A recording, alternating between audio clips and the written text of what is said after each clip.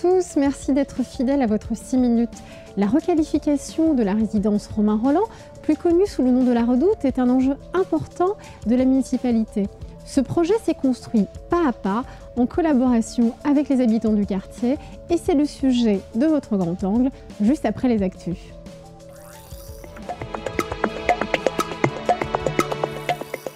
La ville rafraîchit le square aux chats.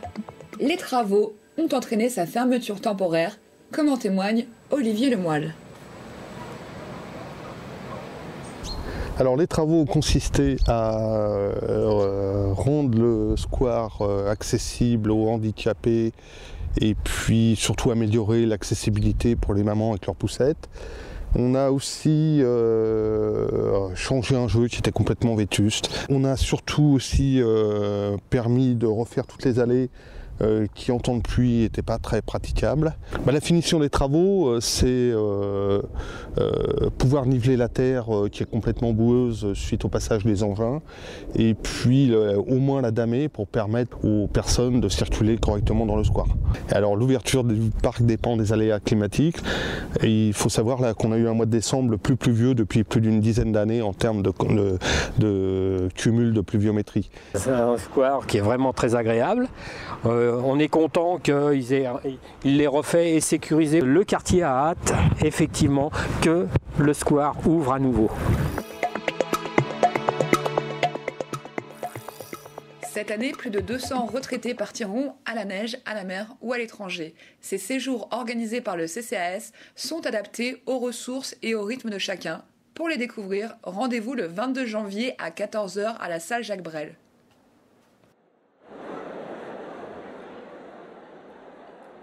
Alors on est parti en Italie, à Ravenne, et notre séjour était merveilleux. Alors, tout était organisé, c'était super. Ça nous évite de traîner toutes nos valises, puis revenir quand même toute seule le soir. Ça nous coupe quand même de l'année, et puis ça nous fait quand même un changement d'air. Ça change quand même, puis on se retrouve avec des personnes qu'on connaît, des personnes qu'on ne connaît pas. Je choisis d'abord le séjour qui me convient le plus par niveau à ma santé et à mes handicaps. Donc c'est pour ça que j'ai choisi le Périgord. Depuis plusieurs mois, les habitants de la Redoute travaillent en concertation à travers des ateliers avec les services techniques et les architectes du projet afin de concrétiser au mieux leur nouvel espace de vie. Les premiers travaux vont voir le jour très prochainement et pour mieux comprendre les enjeux et les avancées concrètes, le Grand Angle est allé à la rencontre des acteurs du projet.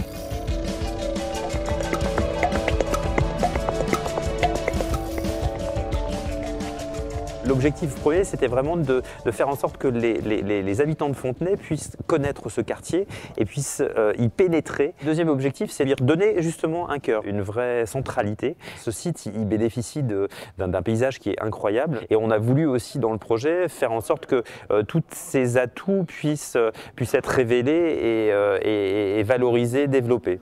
Après avoir fait les Laris, qui est quand même une réussite, on a décidé de faire la Redoute. Et je trouve que ça, c'est une très bonne chose, surtout avec le conseil de quartier et la participation des habitants. Ça va être un pont qu'on leur permettra aux gens de se rencontrer, surtout s'il y a des activités qui font monter les gens des deux côtés.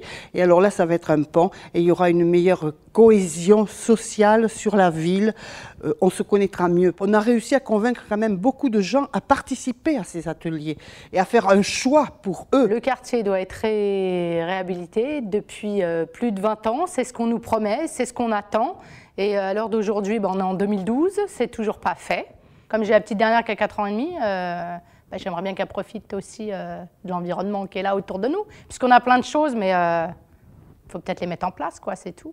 Il y avait ce sentiment que la Redoute, c'était un petit peu un quartier à l'abandon. Et là, il faut dire que les services municipaux se sont quand même beaucoup mobilisés.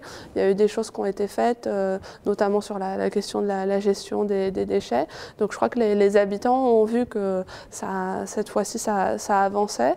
Donc voilà, maintenant, on peut compter sur un groupe d'habitants qui est vraiment mobilisé. La municipalité fait le pari d'un effet levier, en fait, que nous, on commence les premiers travaux. travaux et que ça permette d'avoir d'autres partenaires, d'autres financeurs. C'est un projet d'une telle ampleur que si on veut qu'il aboutisse, il va falloir aller chercher des financements, notamment les demander auprès de l'État, du gouvernement.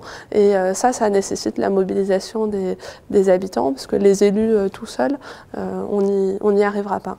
C'est un quartier qui a eu ses péripéties, on va dire, et qui a eu une mauvaise réputation, mais qui l'a gardée. C'est ancré un petit peu. Donc c'est cette image qu'on aimerait vraiment casser et montrer qu'il a vraiment changé. C'est un quartier calme. Les gens qui habitent là, en général, ils trouvent le quartier plutôt agréable, justement parce qu'il est bien situé, mais ils souffrent aussi de la mauvaise image qu'a la Redoute. C'est pour ça que c'est à la fois un projet pour les habitants du quartier et un enjeu pour toute la ville. Ah oui, il y a toujours des améliorations pour le quartier par rapport à ce qu'il faut faire, ouvrir le quartier par rapport à que la circulation, elle se débouche, on va dire. Par contre, c'est vrai que j'aime bien le côté aussi fermé parce que les enfants sont en sécurité. On a des ateliers sur différents sujets où, dans un premier temps, les habitants, on leur propose différentes idées, ils s'expriment et il y a toujours un deuxième temps dans l'atelier, quelques semaines après, où on leur présente les propositions retenues en fonction de ce qu'ils ont dit. C'est vrai que la cité, il y a que du béton, c'est gris, c'est moche. Alors en hiver, c'est encore pire.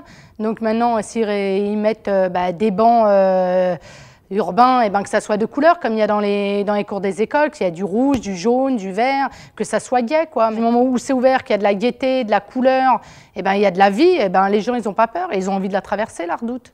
Là, pour l'instant, ils ont peur. À la ZUP, il y en a, ils avaient peur. Maintenant que c'est ouvert, on la traverse, la ZUP, on n'a pas peur. La Redoute, ça serait bien que ça change aussi. C'est pour ça aussi que moi je compte beaucoup sur les premières réalisations, les premiers travaux qui vont avoir lieu début 2013, parce que je me dis là peut-être les habitants qui viennent pas ou qui sont un peu sceptiques, qui se disent bon encore un projet qui va pas sortir de terre, je me dis là quand ils vont voir les premiers travaux, peut-être qu'ils vont se rendre compte que cette fois-ci ça y est, ça avance dans le quartier et du coup la concertation elle continuera et j'espère qu'il y a de nouveaux habitants qui nous rejoindront.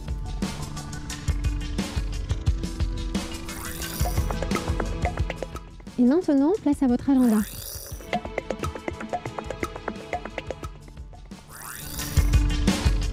Cette année, Vadé Circo rend hommage aux écoles de cirque belges. Humour, prouesse technique et autodérision se côtoient allègrement. Un spectacle incontournable les 26 et 27 janvier à la salle Jacques Brel.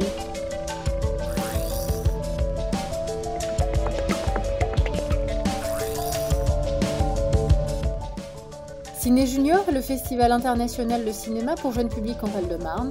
Il se déroulera du 13 au 26 février. Merci d'avoir suivi le 6 minutes. Rendez-vous le 4 février prochain pour une nouvelle édition. Et d'ici là, portez-vous bien.